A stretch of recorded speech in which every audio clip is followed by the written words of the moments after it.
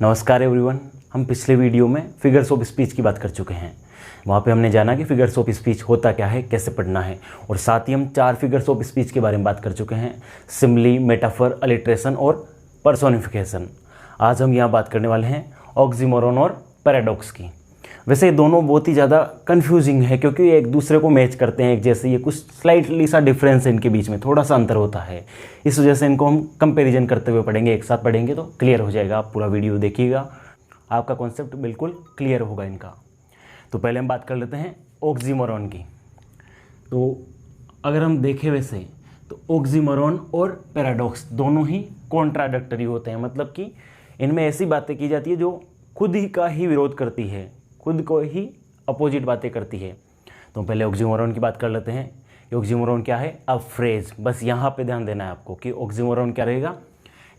Oxymoron रहेगा a phrase that contains 2 words that seem to be opposite of each other. यहाँ पे जो oxymoron है इसके अंदर एक फ्रेज आएगा, 2 शब्दों का एक फ्रेज होगा और वो दोनों शब्द क्या होंगे? एक दूसरे के अपोजिट दिखेंगे, अपोजिट होंगे। दोनों शब्द एक दूसरे के अपोजिट होंगे, लेकिन वास्तविकता में ये देखने में अपोजिट दिख रहा है। लेकिन अगर इनको ऑक्सीमोरॉन को अगर हम लिटरल मीनिंग निकाल के देखते हैं, इनका शाब्दिक अर्थ पे जाते हैं, तो हमें गलत लगता है कि ये कैसी बेतु की बात हो रही है, ऐसा कैसे हो सकता है। लेकिन अगर हम इनके सेंस पे जाते हैं, बिटवीन द लाइन्स पढ़ते हैं, थोड़ा गहराई में घुस कर पढ़ते हैं, इनको समझने की कोशिश करते हैं इनको, तो हमें लगता है कि हाँ, इसमें ये बात कही गई है, बहुत गहरी बात होती है इनके अंदर। तो फ्रेज होगी ऑक्सीमोरॉन में, मतलब 2 शब्द होंगे, दोनों शब्द एक दूसरे के अपोजिट होंगे। तो कुछ एग्जाम्पल से क्लियर करते हैं इसको। तो देखो, जैसे पहला एग्जाम्पल है डेफनिंग साइलेंस। अब डेफनिंग मतलब बहरा कर देने वाली। बहरा कर देने वाली क्या? शांति। अब लग रही है ना अजीब बात की शांति कैसे बहरा कर देने वाली होती है? बहरा तो कौन करता है? शोर शराबा, बहुत तेज आवाज़ होती हो। पर यहाँ पे कहा गया है कि इतनी ज़्यादा शांति है कि कैसा एहसास हो रहा है जैसे कि हम क्या हो, बहरे हो, हमें सुनाई नहीं दे रहा, कुछ भी सुनाई नहीं दे रहा, इतना ज़्यादा शांति है। तो यहाँ पे जो साइलेंस है उसकी इंटेंसिटी को दिखाया गया, कितनी ज़्यादा शांति है यहाँ पे। दूसरा एग्जांपल देखो, जैसे क्रूअल काइंडनेस, वो भी कैसी? क्रूअल। फिर वही अजीब सा लग रहा है कि काइंडनेस कैसे क्रूअल हो सकती है, पर इसमें भी वही सेंस वाली बात है कि काइंडनेस कैसी, कोई दयालुता ऐसी भी है जो किसी के लिए क्रूअल होती है, वो किसी के लिए गलत साबित हो रही है। मतलब बहुत ही ज़्यादा दया करना भी किसी के लिए गलत हो सकता है, उस तरीके से कुछ कहते हैं यहाँ पे। कवि इसी तरह की बात करते हैं, घुमा फिरा के बहुत कुछ शब्द दे देंगे, उनमें से इन फिगर्स ऑफ स्पीच का यूज करेंगे और इनके अंदर बहुत गहरा अर्थ छुपा देते हैं। आगे देखो, जैसे हम बोलते हैं ये ओपन सीक्रेट। ओपन सीक्रेट, भाई सीक्रेट है तो ओपन कैसा, और ओपन है तो सीक्रेट कैसा? खुला राज। ये क्या बात हुई? पर होता है ऐसा, हमारे बोलचाल में भी करते हैं, ये तो एक ओपन सीक्रेट है, पर है इसके अंदर सेंस छुपा हुआ है। तो वही बात है कि 2 वर्ड्स होंगे और दोनों एक दूसरे के अपोजिट होंगे, वहाँ पे ऑक्सीमोरॉन करेंगे। आगे नेक्स्ट एग्जाम्पल देखें, अलोन टुगेदर। साथ साथ में अकेले। भाई साथ हो आप तो अकेले कैसे हो? पर वो साथ रह के भी क्या है? अकेलापन फील हो रहा है उसको। कैसे के साथ है वो, तब भी उसे कैसा फील हो रहा है? अकेलापन। तो वहाँ पे उस तरीके से बात की गई है। बाकी एक दूसरे के अपोजिट है, अलोन है तो टुगेदर, दोनों के एक दूसरे के अपोजिट हैं। आगे देखो, जैसे साइलेंट स्क्रीम मतलब चीख, पीड़ा अंदर की चीख, वो भी कैसी? साइलेंट। अब भाई चीख बोल दिया तो साइलेंट कैसे हो सकती है? चीख तो कैसे होगी? आवाज़ करेंगे तभी, तेज चिल्लाना वो चीख होती है। पर यहाँ पे साइलेंट कहा गया है, मतलब अंदर ही अंदर से कोई अंदर ही अंदर इतना परेशान हो रहा है कि उसके अंदर चीखें उठ रही है और वो अंदर ही अंदर चल रही हैं। इस वजह से यहाँ कह दिया गया साइलेंट स्क्रीम। आगे देखो, लिविंग डेड हम देखते हैं आजकल की मूवीज़ वगैरह में, किसी भी चीज़ों में देखते हैं कि जो मुर्दे होते हैं, वही ज़ॉम्बी वगैरह जिनको बोलते हैं, मुर्दे होते हैं, मर चुके होते हैं, लेकिन फिर भी वो घूम रहे होते हैं, इधर उधर चल रहे फिर रहे होते हैं। तो क्या है? लिविंग डेड है। अब लिविंग है तो डेड के साथ, डेड है तो लिविंग के साथ, एक दूसरे के अपोजिट है, लिव और डेड। तो उसी तरीके से कहा गया है। फिर आगे देखो, सैड स्माइल। ये भी हम बहुत यूज करते हैं कि आपकी मुस्कान कैसी है? उदास है। अरे भाई मुस्कान तो किसका प्रतीक है? खुशी का प्रतीक है, लेकिन मुस्कान भी उदास मुस्कान है, मतलब इस मुस्कान के पीछे कुछ निराशा, उदासी छाई हुई है। तो उस तरीके से कहा जा सकता है। तो ये ऑक्सीमोरॉन हो गया। अब ये जो आपके एग्जाम में जैसे फ्रेज भी आ सकता है, 2 वर्ड, सिर्फ 2 शब्द भी दे सकता है, या फिर इन्हें सेंटेंस में भी दे सकता है। जैसे आगे देखो, सेंटेंस में अपने को यहाँ पे ध्यान देना है, सीधे 2 शब्द एक साथ लिखे हुए हैं अपोजिट, तो ये भी ऑक्सीमोरॉन होगा। सेंटेंस तो पूरा बना हुआ है, पर इसको यूज भी तो किया जा सकता है सेंटेंस में। जैसे he is an honourable villain. देखो कैसी बात कर दी कि कोई क्या है? विलन है तो ऑनरेबल कैसा हो गया? ऑनरेबल मतलब वही जो सम्माननीय है, आदरणीय है, पूजनीय है, अच्छा है। पर यहाँ पे वो ऐसा विलन है जो क्या है? ऑनरेबल है, तो विलन ऑनरेबल हो गया, जबकि दोनों एक दूसरे के अपोजिट हो गए। अगर विलन है तो उसमें ऑनरेबल वाली क्वालिटी कहाँ से आई? तो पर करने का तरीका है। आगे देखो, they are idly busy. Idly मतलब बेकार रहना, फालतू रहना, और बिजी मानी व्यस्त। तो बेकार में क्या रह रहे हो? व्यस्त है, फालतू के कामों में लगे हुए हैं, फालतू के कामों में लगे हुए हैं, फिर कह रहे हैं हम व्यस्त है। तो यहाँ पे उस तरीके से कहा गया है कि दे आर आइडली बिजी, फालतू में व्यस्त रहना। दोनों एक दूसरे के अपोजिट हैं। फिर आगे जैसे an old man is the wisest fool, बहुत अच्छा एग्जाम्पल है ये। वाइजेस्ट फूल, भाई फूल का तो अपोजिट क्या हो गया? वाइज हो गया, पर यहाँ पे कह दिया गया है वाइजेस्ट फूल। बूढ़ा आदमी, कोई एक बूढ़ा आदमी होता है वो क्या हो जाता है? वाइजेस्ट फूल कहा जाता है उसे, कवियों की भाषा में। बड़ी अब इसका सेंस निकाले तो वही कैसे कि एक आदमी जब बूढ़ा हो जाता है तो उससे बुद्धिमानी भी खूब होती है, अनुभव खूब आ जाता है उसके पास, पर एक तरह से फूल भी हो जाता है। जो ही बुढ़ापा आता जाता है, जो ही उसके पास थोड़ी क्षमता कम होती जाती है, तो उम्र में बहुत अनुभवी है पर साथ ही साथ उसकी क्षमताएं घटती जाती है। इस तरीके से यहाँ पे कहा गया है वाइजेस्ट फूल, किसको? एन ओल्ड मैन को। तो इस तरीके से देखो, आपके या तो ध्यान देना है, दो शब्द आएंगे, एक फ्रेज आएगा मतलब काव्यांश आएगा, या दो शब्द आएंगे, दोनों एक दूसरे के अपोजिट होंगे, वो चाहे सेंटेंस में हो चाहे इस तरीके से हो, तो वो ऑक्सीमोरॉन होगा। तो ऑक्सीमोरॉन पे ध्यान रखना है आपको। A phrase that contains two words that seem to be opposite of each other. ठीक है, अब ऑक्सीमोरॉन के साथ ही देख लेते हैं हम पैराडॉक्स। पैराडॉक्स में क्या चल रहा है? तो पैराडॉक्स भी सेम यही बात करता है, बस बात क्या हो जाती है कि इसमें क्या रहता है? A statement. इसमें पूरा एक कथन होता है, पूरा एक वाक्य ही एक दूसरे का अपोजिट होता है। उसमें तो सिर्फ दो शब्दों की बात कर रहे थे हम, यहाँ पे पूरा का पूरा वाक्य एक दूसरे का कॉन्ट्राडिक्टरी होता है, विरोध प्रकट करता है, एक दूसरे का अपोजिट होता है। जैसे, तो पहले देख लो इसकी डेफिनेशन देखो। A statement that is self contradictory in appearance but which contains a truth below the surface. तो एक कथन जो कि क्या है? सेल्फ कॉन्ट्राडिक्टरी इन अपीयरेंस। अगर उसे हम पढ़ते हैं एक बार में, सीधे सीधे देखते हैं उसे, तो क्या दिखेगा? वो सेल्फ कॉन्ट्राडिक्टरी, स्वयं का ही विरोध करते हुए, खुद कह रहा है उसी बात का, विरोध भी प्रकट कर रहा है सबके साथ ही। लेकिन विच कंटेन्स अ ट्रूथ, लेकिन उसमें एक सच्चाई छिपी होती है, एक अर्थ, सच्चा अर्थ छुपा होता है उस बात में भी। बिलो द सरफेस, यदि अगर हम ऊपरी तौर पर ना पढ़े, अंदर जाके समझने को करें, सेंस पे जाकर पढ़े, तो इसमें हमें एक ट्रुथ मिलेगा, सही बात लगेगी वो। और ऐसे अगर ऊपरी तौर पे देखें तो लगेगा ये क्या बात बोल दी, ऐसी अजीब सी क्या बात बोल दी। इस वजह से पैराडॉक्स को हेड एक्सप्लोजन भी कहा जाता है। हेड एक्सप्लोजन सेंटेंस बनते हैं पैराडॉक्स में ही। हेड एक्सप्लोजन सेंटेंस जो दिमाग को, हाँ मतलब दिमाग में विस्फोट पैदा कर देता है, दिमाग बिल्कुल एकदम तूफान उठता है दिमाग में, क्या बात हो गई, सोचने समझने लग जाते हैं कि क्या कह दिया।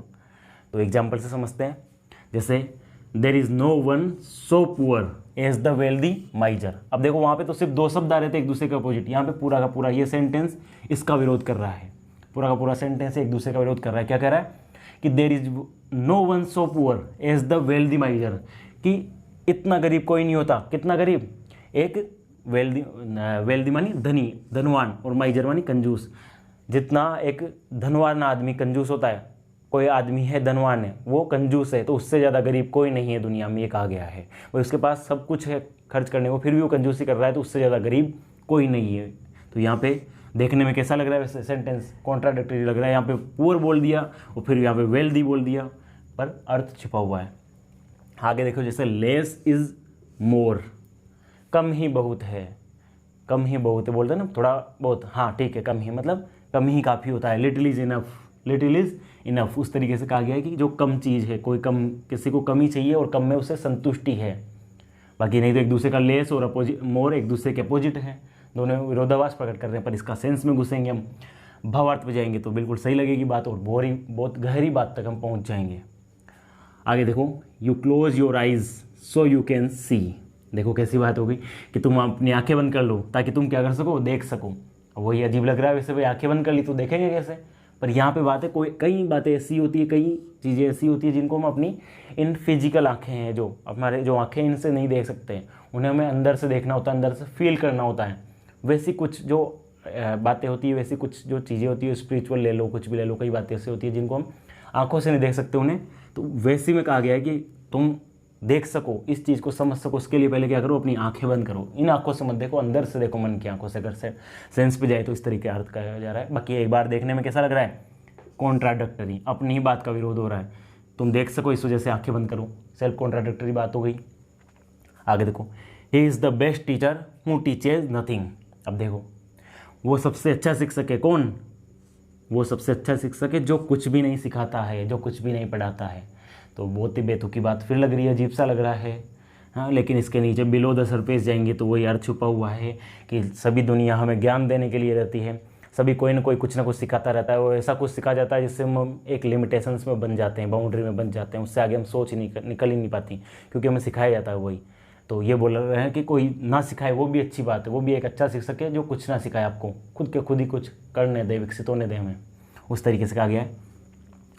आगे देखो, the second sentence is false, the first sentence is true. देखो क्या कह दिया कि दूसरा सेंटेंस झूठा है, गलत है, दूसरा सेंटेंस गलत है। कौन सा दूसरा, कौन सा हो गया ये। अब इसकी तरफ आते हैं तो ये क्या बोल रहा है कि पहला सेंटेंस सही है, दोनों एक दूसरे के अपोजिट कर रहे हैं। इसको समझे तो दिमाग खराब हो जाएगा, क्या कहना चाह रहा है ये।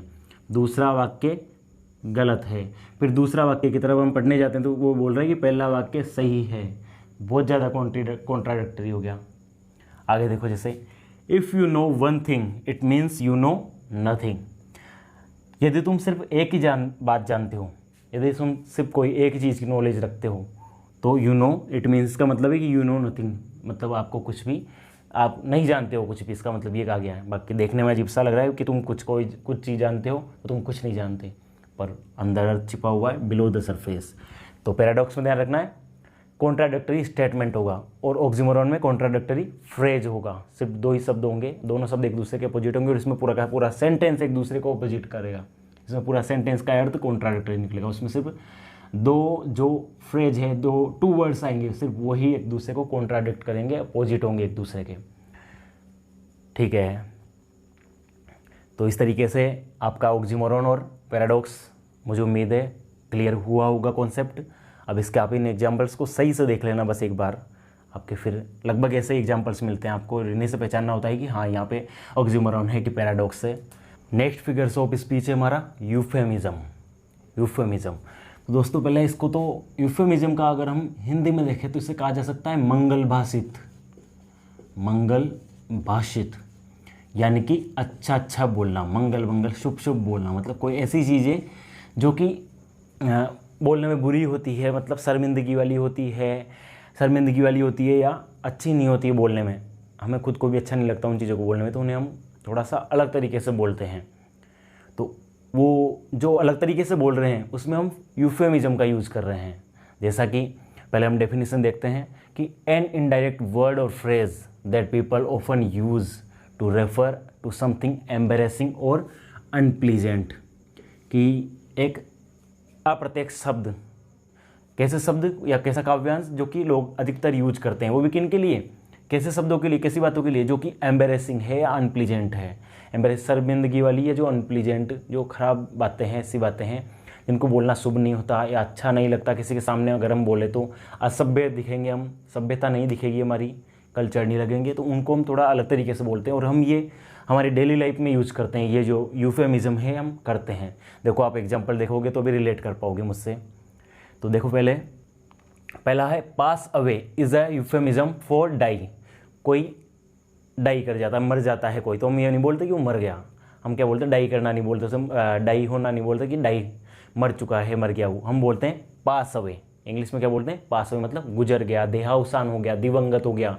हिंदी में भी हम यूज करते हैं, मरने की जगह पे हम यूज करते हैं कि स्वर्ग सिधार गए हैं, देहावसान हो गया उनका, दिवंगत हो गई आत्मा, इस तरीके से बोलते हैं। नहीं बोलते कि मर गया या मर गए, वो गलत लगता है, तो हम वहाँ पे यूफेमिज्म का यूज करके डाई की जगह हम बोलेंगे पास अवे।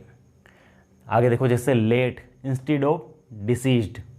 लेट मानी जैसे लेट लगाते ना हम, कोई मर जाता है तो आगे लगाते हैं लेट मतलब स्वर्गीय करके, तो हम किसकी जगह, इंस्टेड ऑफ डिसीज मतलब मृतक लगाने की जगह हम ये नहीं लगाते कि मृतक ये मृतक वो, हम लगाते हैं उसका आगे स्वर्गीय। और इंग्लिश में डिसीज की जगह हम क्या लगाते हैं, लेट लगाते हैं। मृतक की जगह स्वर्गीय लगाना भी क्या है, यूफेमिज्म है। और देखो ये वाला हम सभी करते हैं ना ऐसे, तो किस लिए करते हैं हम ये चीज़, बोलना नहीं चाहते हम, अच्छा नहीं लगेगा भाई मुझे टॉयलेट के लिए जाना है, ये इसके लिए जाना है, बाथरूम जाना है, अच्छा नहीं लगता, तो हम क्या कर देते हैं, सिर्फ इशारा कर देते हैं। नंबर वन फॉर यूरिनेट, तो यूरिनेट के लिए यूफेमिज्म क्या हो गया, नंबर 1 इशारा कर दिया या बता दिया, उसी में हम समझ जाएंगे और हम कल्चर्ड भी लेकर लाएंगे वहाँ पे इस तरीके से।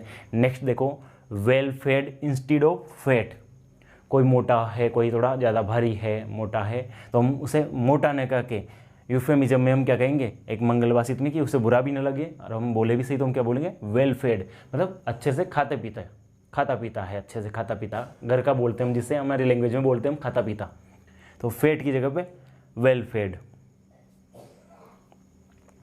आगे देखो, differently abled instead of disabled और हैंडीकेप्ड, ये हम बोलते हैं, अभी हम विकलांग बोलना छोड़ दिया हमने, हम बोलते हैं दिव्यांग, वो भी एक यूफेमिज्म है। वैसे ही देखो यहाँ पे हम डिसेबल्ड बोलते हैं, कोई विकलांग होता है, जिससे कुछ शत विकसित होता है कुछ शरीर में, बॉडी में कुछ भी, तो हम डिसेबल्ड बोल देते हैं उसे, या हैंडीकेप बोलते हैं, पर उसकी जगह अब क्या बोलने लगे हम, डिफरेंटली एबल्ड।